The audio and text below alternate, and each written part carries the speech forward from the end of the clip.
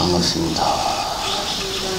오늘은 신중기도도 있고 백중축운도 하고 또 백중초제도 하고 뭐가 많아가지고 좀 앞에 사시불공을 조금 빨리 땡겼는데도 벌써 11시 반이네요.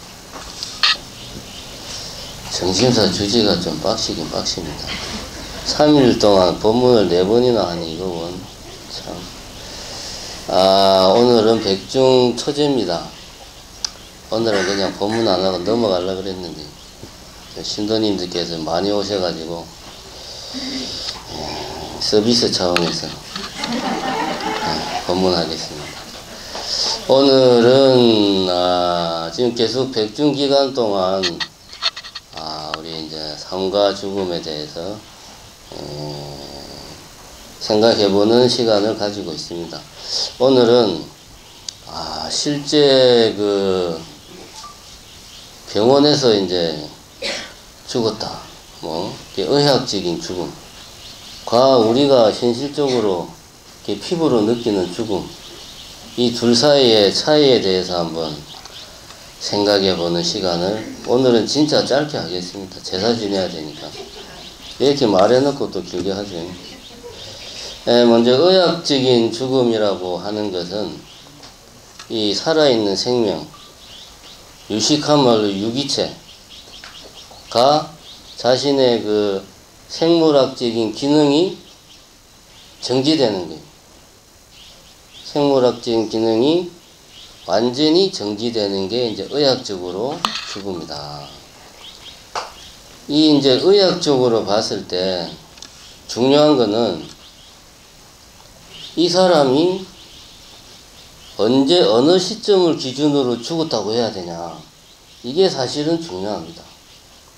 뇌만 정지했다고 해서 죽었다고 볼 건지, 아니면은 심장이 멈춘 거를 죽었다고 할 건지, 아니면 온몸의 세포가 다 완전히 죽은 것을 죽었다고 할 건지, 아니면 호흡을 하지 않는 것을 그 시점부터 죽었다고 할 건지, 이게 사실은 중요한 겁니다. 의학적으로 따져봤을 때. 의학적으로 따진다는 말은 법적으로 이 사람은 이제 언제 몇 월 며칠 날 몇 시에 몇 분에 돌아가셨다, 이제 사망신고를 해야 되잖아요. 이 법적인 죽음의 기준이 뭐냐? 쉽게 말하면 이겁니다. 이렇게 말하니까 삶과 죽음이 상당히 좀 행정적이고 딱딱해져 버리는 느낌이 있는데, 모든 것은 이 행정적으로 넘어가면 다 딱딱해지고 재미없어져요. 죽음마저도 그렇습니다. 그래서 제일 먼저 우리 신체에서 생명을 유지하는데 절대적으로 꼭 필요한 3개의 장기가 있습니다. 뭘까요? 심장, 또 뇌, 폐. 그렇지. 어떻게 알았지? 이 3개의 장기가 심장, 뇌, 폐, 이 3가지가 물론 다른 장기도 다 중요하지만 신장, 위장, 대장, 소장, 쓸개 다 필요하지만 이 3개는 절대적으로 필요하다 이거야. 그래서 죽음의 종류가 여러 가지 있습니다. 제가 오늘 아침에 찾아봤습니다. 찾아보니까 제일 첫 번째가 장기사. 이 3개 중에 하나가 완전히 기능을 정지하는 것. 예를 들면 뇌가 완전히 기능을 정지했다. 이걸 뭐라 그러죠? 그렇죠. 뇌사. 잘 아시네. 혹시 전직 간호사 출신인가? 잘 아시네. 뇌사. 뇌의 기능이 완전히 정지하면 뇌사입니다. 뇌가 스톱하면 호흡을 관장하는 게 뇌거든요. 뇌에 이제 호흡을 관장하는 기능이 있어요. 호흡을 못해요. 그러면 인공호흡기를 달아. 그러면 뇌는 죽었는데 인공호흡기를 달면 인공적으로 호흡이 되니까 죽었다고 볼 수가 없죠. 이런 게 이제 뇌사 상태입니다. 식물인간은 내가 죽은 게 아니고 뇌의 기능의 대부분이 정지했고 일부가 남아있는 거예요. 예를 들면 호흡 기능 이런 아주 일부가. 그래서 이 사람은 다시 살아날 가능성이 있어요. 실제로 그런 뭐 뉴스가 가끔 나오잖아. 식물인간으로 뭐 5년 동안 있다가 뭐 다시 정신을 차리고. 근데 뇌사는 다시 살아날 수가 없습니다. 뇌가 완전히 죽은 게 뇌사. 그 다음에 아까 이 3대 장기, 심장, 폐, 뇌, 세 가지가 다 정지했다. 그러면 그거를 심폐사라고 부른대요. 심폐사. 심장과 폐와 뇌가 동시에 다 기능이 정지했다. 근데 일반적으로 심장이 멈추면 혈액 공급이 안 되니까 뇌도 죽을 거고, 뇌가 죽으면 폐가 이 호흡을 못하니까 폐도 죽을 거고, 서로 다 연관이 되어 있기는 합니다만은 이 세 개가 다 기능을 정지하는 걸 심폐사라고 그런답니다. 이거를 의학적으로 우리가 유식한 말로 법의학적인 죽음, 민법상에서 말하는 죽음은 심장, 폐, 뇌 이 세 가지가 모두 기능을 정지한 것을 민법상으로 죽음이라고 이야기합니다. 우리가 사망신고할 때는 심폐사 한 시점을 사망신고할 때 그 시점으로 보는 거죠. 그 다음에 이제 세포사라는 게 있어요. 이거는 뭐냐면 온몸의 모든 세포가 다 기능을 정지하는 거예요. 그럼 이 말은 다시 말하면 심장, 폐, 뇌는 죽었는데, 죽었다고 말하면 안 되지. 기능이 정지했는데 다른 몸의 세포들은 아직 기능을 하고 있는 그런 기간이 있다는 말이거든. 이거를 생사중간기라고 그런대요. 그러니까 심장도 멈추고 뇌도 기능을 정지하고 폐도 기능을 멈췄는데 다른 세포들은 아직 자기 기능을 조금씩 하고 있는 거예요. 그 기간이 생사중간기다.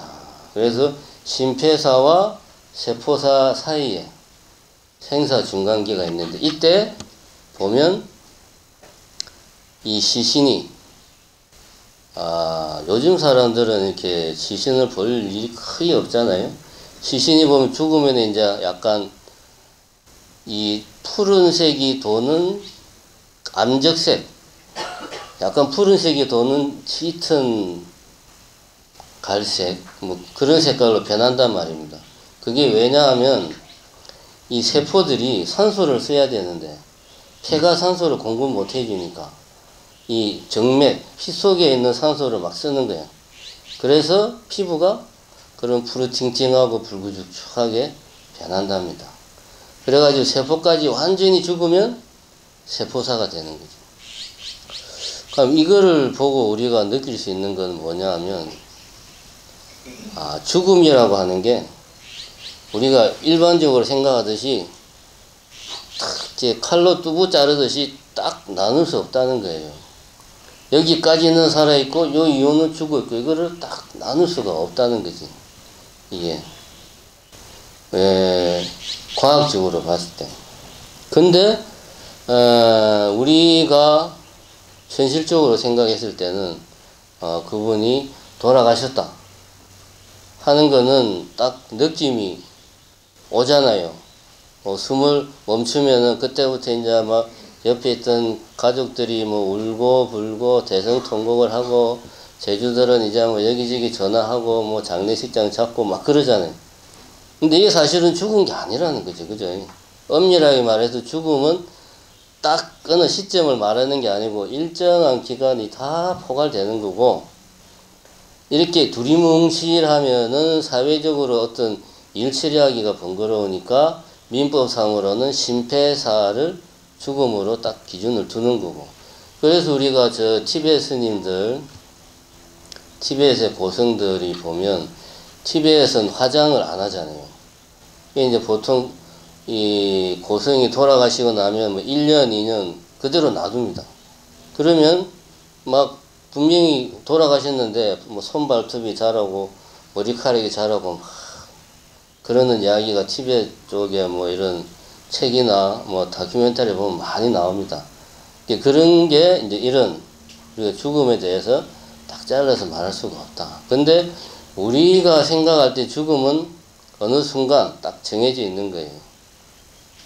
제가 가장 최근에 경험한 죽음은 이제 제 은사스님의 이제 죽음이 제가 가장 최근에 지켜본 죽음입니다. 올 6월 28일인가 그때 이제 입적하셨는데, 제가 이제 그 염하는 것도 옆에서 다 지켜보고 답의할 때도 처음부터 끝까지 다 있었고 그랬는데, 솔직하게 이야기를 하면 여러분들도 이제 다들 나이가 드셔가지고 이제 그런 경험들이 들어 있으시겠지만, 염하는 걸 옆에서 보고 있으면 이 사람이 과연 살아생전에 그 사람인가 연결이 잘 안 돼요. 머릿속으로는 같은 사람이라고 이해를 하고 있는데 마음이 안 받아줘. 더 쉽게 이야기하면 사람같이 안 보여. 우리는 본능적으로 압니다. 아, 이건 살았다, 죽었다. 죽은 사람은 사람으로 안 느껴져요. 그래서 죽기 직전에 한 하루나 이틀 전 얼굴에 죽음의 그림자가 짙게 드리운 사람을 보면 애 어른 할 것 없이 본능적으로 압니다. 아, 저 사람은 곧 죽겠다. 제가 실제로 제 도반이, 저는 그냥 아프다고 해서 병문안을 갔는데 딱 그 병실에 들어가는 순간 얼굴을 보니까 산 사람 얼굴이 아니에요. 딱 보니까 이게 본능적으로 느껴져요. 근데 그 다음날 돌아가셨어요. 이렇게 살아있는 사람은 본능적으로 압니다. 산 사람이냐 죽은 사람이냐. 제가 은사 스님의 염을 할 때도 이렇게 옆에서 지켜보고 있으니까 이거는 시신이지 사람이 아니다. 내 가슴은 그렇게 이야기를 하고 내 머리는 은사 스님께서 이런 생각이 드는데, 그 다음에 답의를 할 때 옆에서 지켜보면 답의를 다 하고 나면 남는 거는 옆에서 이렇게 가서 보면 그 이제 뭐 나무랑 그 시신이랑 같이 태워가지고 이게 수습하지 않으면 쟤밖에 없어요. 그거를 다 수습하고 정리하고 해야 뭐 그 중에 이제 그 뭐지 그 남은 뼈도 추려내고 뭐 거기서 또 추려내면 이제 뭐 살이도 나오고 그러겠지만, 답이 끝난 다음에 보면 쟤밖에 없어요. 그 쟤하고 내가 살아생전에 기억하고 있던 은사 스님하고는 연결이 전혀 안 되는 거예요. 그죠? 그런데 그 이제 분향소에 이제 거기는 이제 살아생전에 영전사진을 걸어놨을 거 아닙니까? 그 영전사진을 분향소를 이제 차리면서 영전사진을 처음 걸 때 그 영전사진을 보니까 그때 사실은 처음으로 은사 스님께서 돌아가셨구나 하는 생각을 그때 처음 했습니다. 그러니까 염하는 걸 보면서도 그런 생각이 안 들고 답의할 때도 그런 생각이 안 들었는데, 분향소를 차리는 그 영정사진을 보고 비로소 죽음을 실감했어요. 왜냐? 이제 은사 스님은 더 이상 우리와 같은 이 공간에서 생활하지 않는구나. 영영 사라졌구나. 영영 없어졌구나라는 것을 절감을 한 거죠. 영정사진은 살아 계실 때 모습이거든. 내가 염할 때 본 시신이나 답의할 때 본 쟤는 그거는 살아 계실 때 모습이 아닌 거죠. 그러니까 분향소에서 영정사진을 보고 현실적으로 죽음을 느낀 건 그때였다. 우리들에게 현실적으로 죽음은 육신이 어떻게 변하냐 이게 아닙니다. 이 사람이 영영 우리 곁에서 없어졌구나 라는 것을 실감하는 순간이 현실적으로는 그 사람이 죽은 순간이에요. 실제로는 제가 느끼기에는 그렇습니다. 근데 이제 여기서 한 가지 우리가 고민을 한번 해봐야 될 거예요. 우리 이제 살아있는 사람들은 제가 이야기하고 싶은 거는 현실에서 이렇게 생명이 있는 우리 산 사람과 그 산 사람이 죽어서 시체가 되었어요. 그 시체하고는 연결이 안 돼가지고 별개로 우리는 생각을 해요. 살아있는 사람과 죽은 사람. 죽은 사람이란 말 자체를 안 쓰죠, 우리는. 그냥 시체라는 말을 쓰죠. 시신. 완전히 말도 따로 있습니다. 별개로 생각을 하는데, 예를 들면은 이렇게 한번 생각을 해보자 이겁니다. 자전거가 있는데, 달리는 자전거는 살아있는 자전거고, 멈춰있는 자전거는 죽은 자전거. 달리는 자전거는 하여튼 예를 들면 A라고 이름을 하고, 멈춰있는 자전거는 B라고 이름하고, 그렇게 안 하잖아요, 우리. 그죠? 자전거가 달리면 살아있고, 멈춰있으면 죽었다고 말 안 하거든. 달리거나 멈추거나 다 같은 자전거예요. 그렇죠? 차도 마찬가지입니다. 차가 가만히 있다고 해서 그게 자동차 시체라고 안 그러죠, 우리가. 그러죠? 근데 우리는 왜 사람에 대해서 막 살아서 움직이면 그냥 사람이라고 그러고, 죽어서 어떤 유기체의 활동을 안 하고 가만히 있으면 사람이 아니라 시체라고 그러냐 이거지.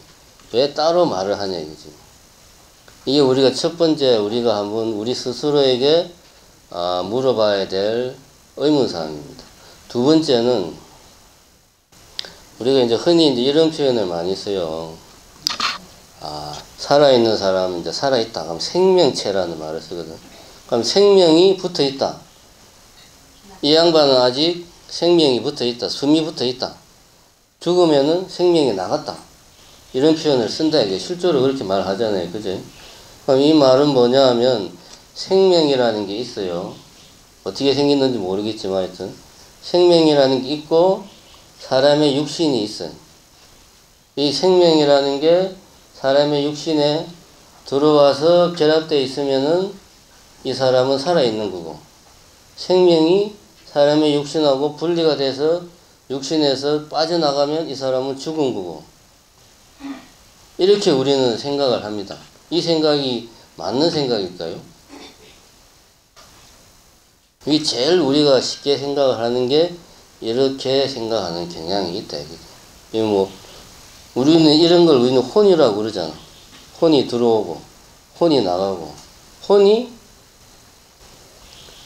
이 자기 몸을 못 찾아가지고 구천을 떠돌면